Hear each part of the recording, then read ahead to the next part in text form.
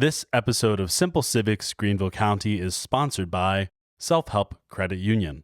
Self-Help is a family of member-owned, mission-driven credit unions, a nonprofit loan fund, and a policy advocacy organization. They work every day to expand ownership and economic opportunities for all. The mission is large, but Self-Help believes that much of it is accomplished by small acts: a member's first bank account, a loan for a small business, helping families buy their first car or first home, or reduce high-cost debt.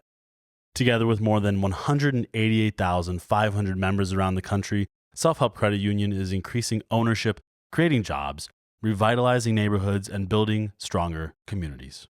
To learn more and to find a branch near you, visit self-help.org.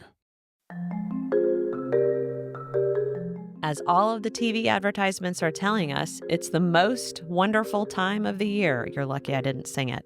These commercials and store displays are intended to rev up your excitement to buy just the right gifts for your friends or family, or to put the most glorious meal on the table, or to wear the hottest outfit to holiday parties, or to deck the halls with all the tchotchkes your shopping cart can hold. And this can put you and your family in a world of financial hurt. December might be wonderful, but in January the bills come due. I'm Kerri Smith with Greater Good Greenville, and I don't want this financial hardship for you. I want next year to be one of abundance and financial security, and that starts with you making good decisions now. And on this episode of Simple Civics Greenville County, I'm going to talk with someone who can help. Kerri Smith is the South Carolina president of Self-Help Credit Union. She knows how some lenders will take advantage of your love for your family and your desire to give them a beautiful holiday, and she has important tips and tricks for you to avoid these traps. Take a listen so you and your family can start 2025 on the right foot. Kerri, you have worked with so many customers in your banking career, and I'm wondering what you have seen for the folks who go into the holiday season without a plan, but with the best of intentions to be generous with their friends and family. What are some things that you've seen for folks that aren't prepared for Christmas?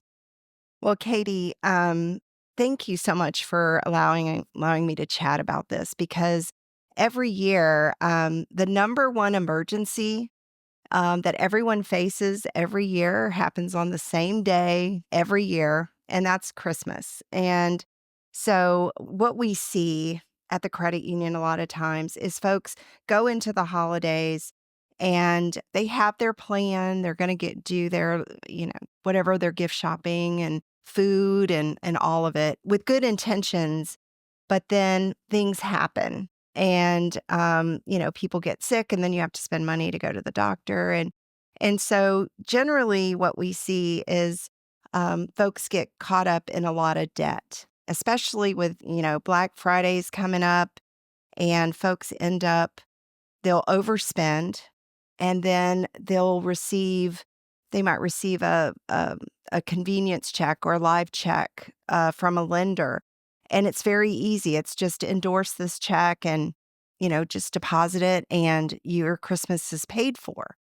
Unfortunately, a lot of times folks don't read the fine print. They don't understand that it's a loan at, 99% interest. And they'll either do that kind of thing, or they won't pay rent or other bills during December and January, and then end up, come February, they end up having to use their entire tax refund to get caught back up. And so what we try to do is work with folks now for next Christmas. So start thinking about putting money away every payday to help cover those expenses. Mm-hmm. So, Kerri, let's talk a little bit more about the loans that people end up finding themselves in or taking on. Some of our listeners are painfully familiar with these alternative lenders that have payday or title or installment in the names or on signs in their windows, but others are not. So can you describe what these lenders are and the tactics that they use during the holidays? Sure. What we've seen is that lenders, installment, like you said, title and payday, they reach out to consumers through text, through email, through phone calls, and what what I described, the live checks, which just come to you in the mail. But not everybody receives those. It's only folks that tend to be lower income, lower credit scores, and that live in areas with higher poverty rates is what we see in the state of South Carolina. And unfortunately, these lenders can charge any interest rate they want. The highest interest rate filed was 850%. The highest contract I've held in my hand on a title loan was 749%. And folks can't afford that. If you're struggling to pay for Christmas or holiday expenses, the last thing you can do is afford a 150% loan. And what we're finding is folks get caught up in that debt cycle and they can never get out. And one of the tactics that the lenders will use is they say, just make that your loan payments for 3 months, we'll rewrite the loan. The danger in that is that the loans, all the interest is added up front. So 9 times out of 10, for those 3 months, you pay nothing on the principal, on the amount that you borrowed.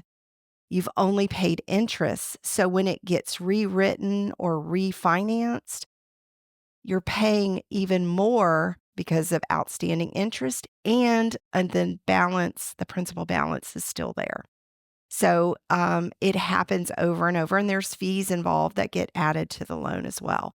So you really, as a consumer, if you're getting these texts or emails or even these convenience checks, please take time to really think about the impact of that on your future finances going forward, because so many people can't get out of that kind of debt. I mean, Kerri, I have an image in my mind, which feels a little dramatic, but it's probably correct, which is you've got a parent, a mom who wants to give her kids a great holiday and, so wants to run up to the store, get shoes, games, all the things that kids want, like all kids do, and goes and gets a $600 payday loan.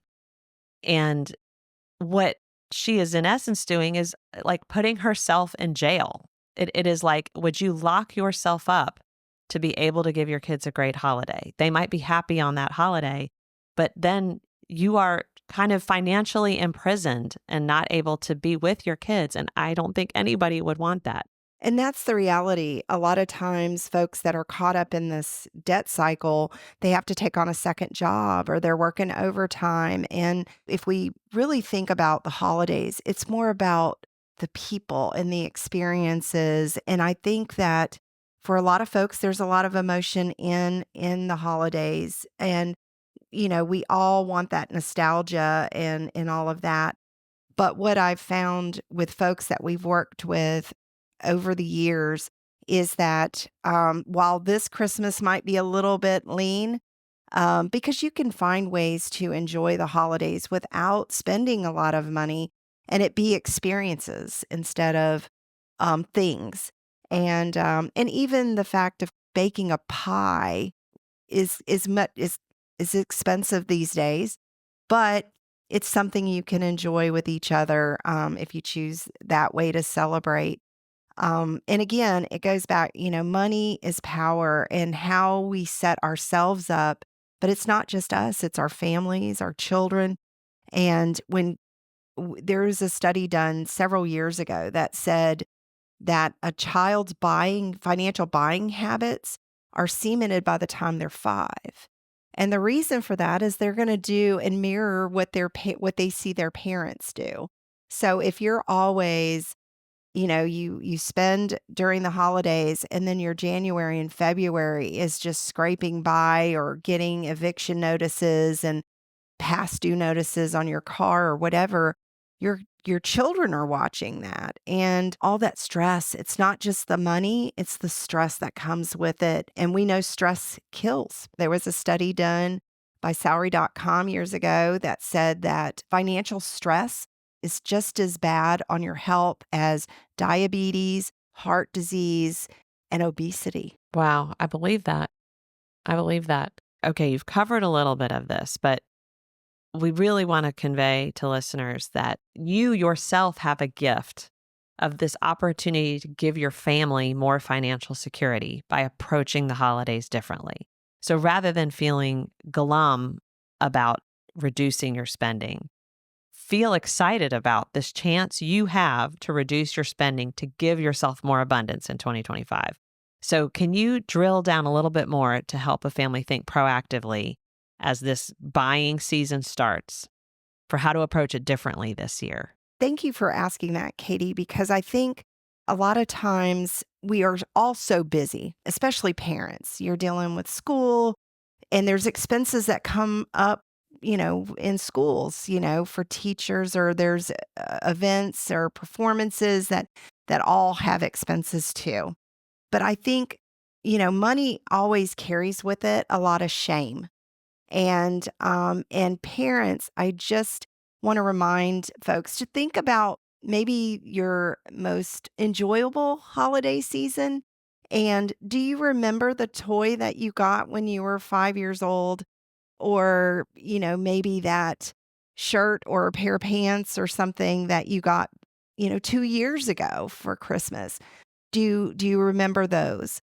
Typically, people remember the experiences of making the cookies or going to see the tree lighting down at the local town square, or the Christmas parade. Things like that are what we typically remember. It's not the things, it's the love, it's the acceptance, it's the joy around what the season is for folks. And I think when we look at today, especially with inflation and the cost of things, your time is absolutely the most valuable thing that you have.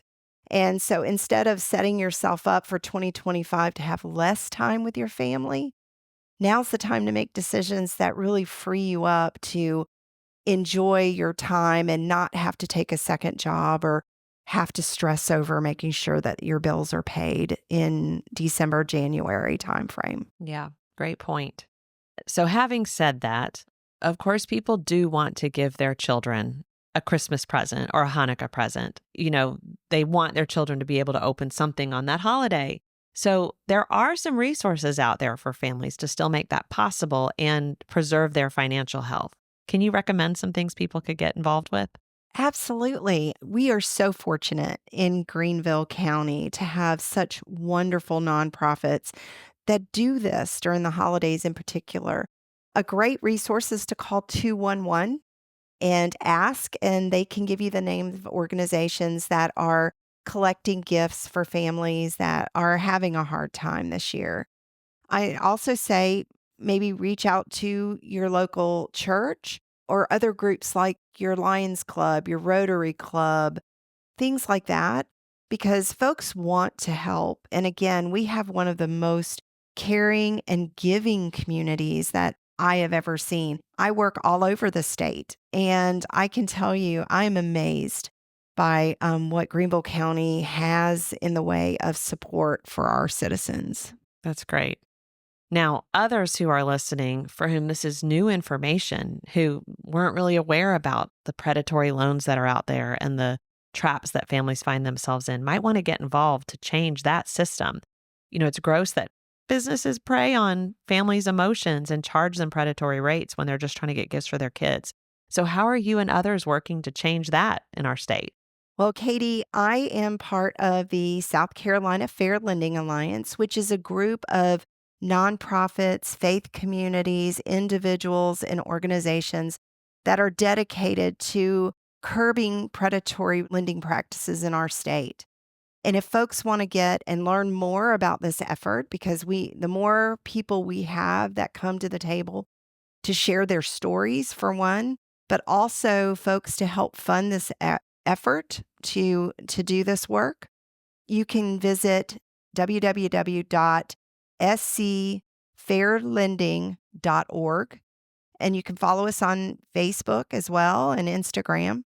We have been working on this legislation since 2019, and what we have seen, we had a study done last year, and this is so appropriate for this conversation because what we found, the Riley Institute did a study for us that showed that over 400,000 South Carolinians, adults, have these loans that are more than 60 days delinquent. Oh my gosh. That's 10% of our adult population, and they're 60 days delinquent. So imagine the financial stress that they've been going through. And so my caution to listeners is that you don't become part of those statistics. And we also know in South Carolina that in our poorest counties, they have the highest average interest rate. So it is targeting. There is a very distinct effort to siphon resources out of our communities. And this money is important to our economies of all of our areas, but especially in our more rural and those with the highest poverty rates are suffering the most in our state. Well, we'll put the link to that in the show notes so people can click to get more involved. But I'll tell everyone that we have a couple episodes coming up with Kerri Smith and Self-Help Credit Union to talk about your financial well-being. And we really want that for you in 2025. So hope that you'll follow us and listen to all the upcoming episodes for some other tips and tricks. But in the meantime, I do hope that everyone listening has a great holiday season and uses this as an opportunity to give your family the gift of financial well-being in 2025. Thanks so much, Kerri, for all you do and for being with us. Thanks for having me. Simple Civics Greenville County is a project of Greater Good Greenville. Greater Good Greenville was catalyzed by the merger of the Nonprofit Alliance and the Greenville Partnership for Philanthropy. You can learn more on our website at greatergoodgreenville.org.